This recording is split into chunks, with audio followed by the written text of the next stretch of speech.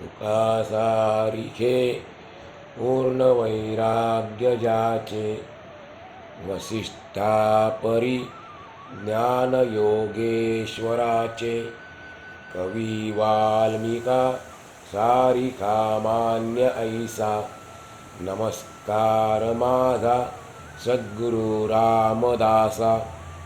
श्रीमद दासबोध दशक 18वा समास 4. या समज नाव आहे देह दुर्लभ निरूपण. या दासबोध ग्रंथाच्या सुरुवातीला मानव देहाचे वर्णन करून झाले. आता या समासात तोच विषय जरा वेगळ्या प्रकारे आपल्यावर मांडलेला आहे. समोर सांगतात, या जगामध्ये माणसाने जे जे काही कमावले व निर्माण केले ते सारे मानव देहाच्या साहाय्याने घडवून आणले आहे. मनुष्य देह मिळाल्यानंतर आपण काय काय करू शकतो तो दुर्लभ आहे तर ठीक आहे, पण आपल्याला काय काय करता येतं, कोणकोणत्या गोष्टी साध्य करता येतात ते समोर सांगतात. मानव देहाच्या साहाय्याने आपण सर्व काही घडवून आणले आहे. त्यामध्ये जसे चांगले तसेच वाईट देखील आढळते. एकीकडे ग्रंथलेखन, तीर्थाटन, श्रवण, मनन, उपासना, साधन मार्ग, अनुष्ठाने, अवतार, भुक्ती व मुक्ती या चांगल्या गोष्टी या मानव देहातच आढळतात. तर त्याचबरोबर दुसरीकडे पाप, पाखंड, बंड, विषयभोग, रोग, स्वैराचार, स्वार्थ, अपकीर्ती, भ्रम आणि भ्रष्टाचार या गोष्टीसुद्धा या मानव देहाच्या साहाय्यानेच केलेल्या दिसून येतात. आपण पाहायचे ते असे की देहामुळे आत्माराम प्रगट होतो, पण मानव देह अत्यंत दुर्लभ आहे. तो सहजासहजी मिळत नाही. म्हणून त्याला हरिभजनात रंगवून आपण पवित्र व्हावे. आत्म्यासाठी म्हणजे भगवंतासाठी आपला देह झिजवावा. जनातच म्हणजे लोकातच जनार्दन आहे म्हणजे भगवंत आहे हे ओळखून जनतेला संतुष्ट करावे.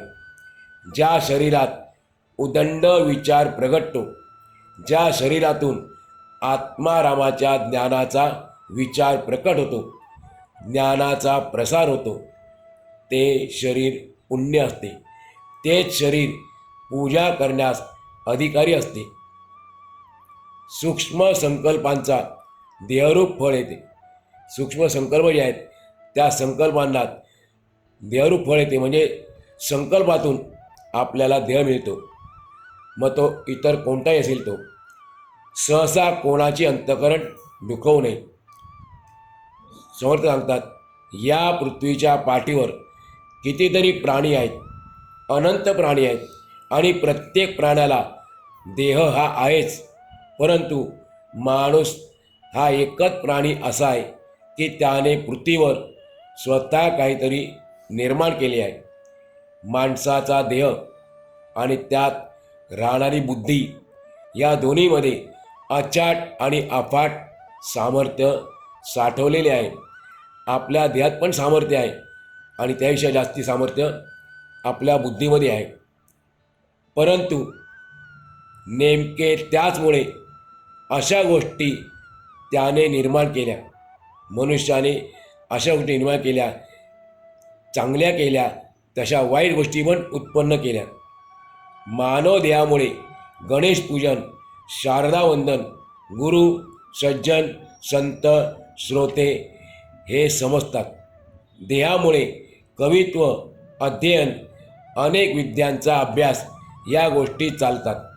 देहामुळे ग्रंथलेखन, लिपी ओळख, पदार्थ शोधन, त्याचप्रमाणे महाज्ञानी, सिद्ध, साधू, ऋषी आणि मुनी या देहामुळेच होतात. देहामुळेच लोक तीर्थाटन करू शकतात. देहामुळे श्रवण घडते. आपण आत्ता जे ऐकतो, मी बोलतो आहे ते आपला देह आहे, मानव शरीर आहे. म्हणून आपल्याला साध्य झालेलं आहे. देहामुळे मनन खूप वाढते. या मानव देहातच मुख्य परमात्मा आकलन करता येतो. इतकेच नाही तर त्याला आपलासा सुद्धा करता येतो. देहाच्या साहाय्याने कर्ममार्ग, उपासना मार्ग आणि ज्ञानमार्ग जगामध्ये आचरता येतात. म्हणजे आपण त्या मार्गाचे आचरण करू शकतो. मौनी, विरक्त व तापसी हे देहाच्या साहाय्याने अनेक कष्ट करतात. देहातूनच आत्मा प्रगट होऊ शकतो. इहलोक असो की परलोक असो, दोन्हीकडे या देहामुळे सार्थक घडते. देहा वाचून कशालाही काहीच अर्थ राहत नाही. पुरश्चरणे, अनुष्ठाने, घोरांजने, धूम्रपाने, शीतोष्ण आणि पंचाग्नी साधने ही सारी देहाच्या माध्यमातूनच घडत असतात. माणूस देहामुळे पुण्यवान बनतो आणि देहामुळे तो स्वैराचारी किंवा सदाचारी बनतो.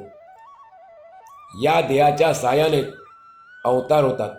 जे जे भवताचे अवतार झालेले आहेत सगुण रूपामध्ये ते मानव देहातच झालेले आहेत.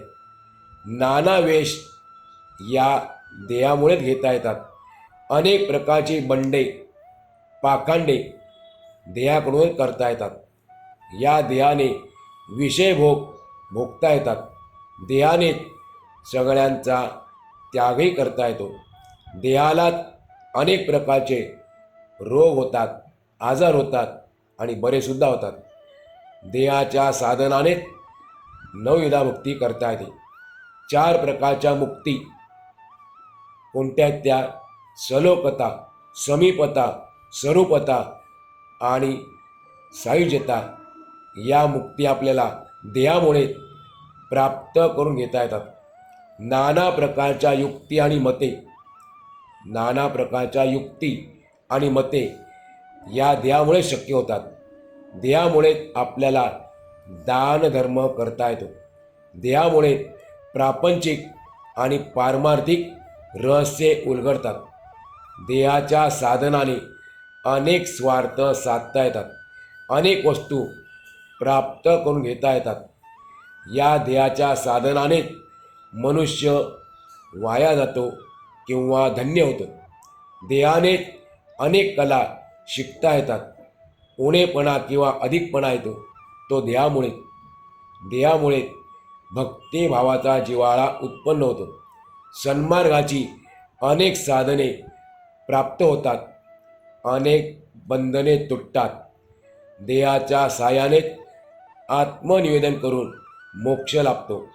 सर्व देहात मानव देह हाच सर्वोत्तम आणि सर्वोत्कृष्ट देह आहे.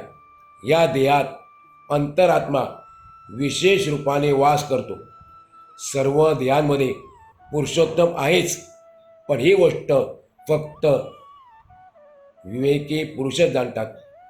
या देहाने उत्तम प्रकारची कीर्ती किंवा अपकीर्ती प्राप्त होते. या देहामुळे तर अनेक प्रकारचे भ्रम होतात, अनेक मोह होतात. अतिशय उत्तमोत्तम पदांचा भोगही भोगता येतो. या दृश्य जगतामध्ये मानव देहामुळे सर्व काही साध्य करून घेता येते आणि या देहत नसेल तर आपल्याला काहीच मिळवता येत नाही. देहातून प्रगट होणारा आत्मा देहाच्या अभावी म्हणजे देह नसेल तर जेथल्या तेथे नाहीसा होतो. हा मानव देह म्हणजे जणू काही परमार्थाचे तारू म्हणजे जहाजच आहे. तो अनेक गुणांचे आश्रयस्थान आहे. जगातील अनेक रत्नांचा विचार करता येतो तो देहामुळे गायन कला, संगीत कला शिकता येतात. आपल्या प्रत्येकाच्या अंतर्यामी वास करणारी जीवनकलासुद्धा देहाच्या साहाय्याने हस्तगत होते. हा देह म्हणजे ब्रह्मांड वृक्षाचे सर्वोत्तम फळ आहे. हा मानव देह अत्यंत दुर्लभ आहे. म्हणून याला शहाणे म्हणजे आपण ज्ञानी करावे. इतर गोष्टीकडे न वळवता आपण आपल्या देहाला ज्ञानी कसे करू, शहाणे कसे करू याचा विचार करावा. जगातील सर्वच लहान मोठी माणसे देहामुळे आपापली कर्मे करतात. त्यांच्यामध्ये सुद्धा लहान कर्मे, मोठी कर्मे असा भेद असतो. समर्थ सांगतात, जे जे जीव देह धारण करून येतात ते ते सर्व जीव काहीतरी कर्मे करून जातात. त्यापैकी कितीतरी जीव भगवंताच्या भजनाने आत्तापर्यंत पावन म्हणजे पवित्र होऊन गेले. अगदी पहिला संकल्प जो झाला तोच अष्टधा प्रकृतीचे मूळ आहे. त्या मूळ संकल्पातून जे छोटे संकल्प निर्माण होतात त्याचे दृश्य फळ देहाच्या रूपाने दिसते. अगदी प्रथमचे जे मूळ स्फुरण आहे ते जगातील विविध मानव देहाने पाहणे योग्य आहे. अनेक देहांच्या अंतर्यामी आपण शोधून पाहिले तर तो मूळ संकल्प दृष्टोत्पत्तीस येईल, म्हणजे आपल्याला त्याला पाहता येईल. एखाद्या वेलाचा मुळामध्ये बीज असते, नंतर वेलाची वाढ होत जाते. ती वाढ संपूर्णपणे उदक म्हणजे पाणीरूप पाण्यामुळे झालेली असते. पण वेलाला शेवटी जे फळ येते त्याच्या आतमध्ये मुळाच्या अंशातून आलेले बीज आढळते.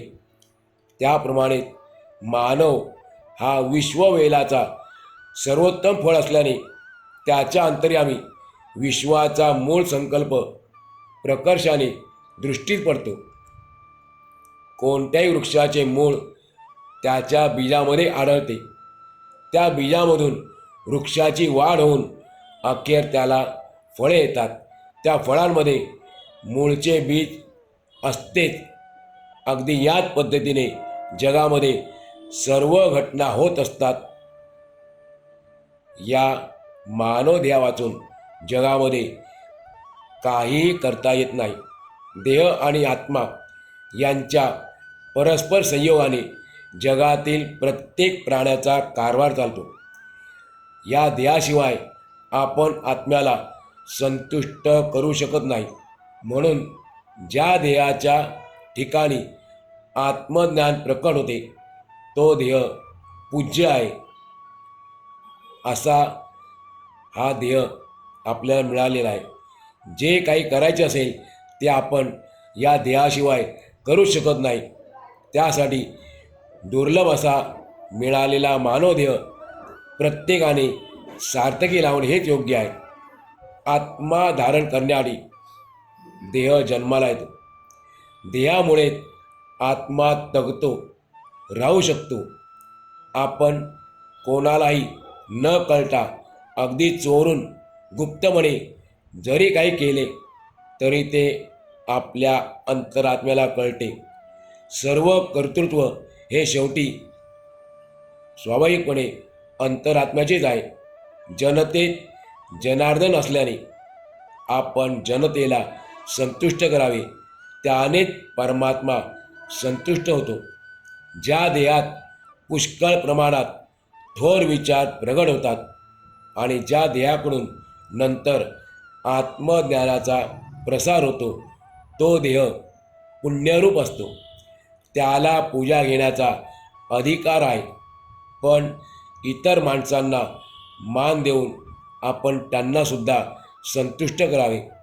कोणाचेही मन दुखवू नये, कारण माणसाशिवाय माणसाचे जीवन चालणे शक्यच नाही. परमेश्वराचे अक्षरशः अगणित गुण आहेत. माणसाला त्याच्या खाणाखुणा सांगता येणार नाहीत. पण अध्यात्म ग्रंथांचे श्रवण केले तर थोडे काही परमात्म स्वरूपाचे आकलन करता येऊ शकते.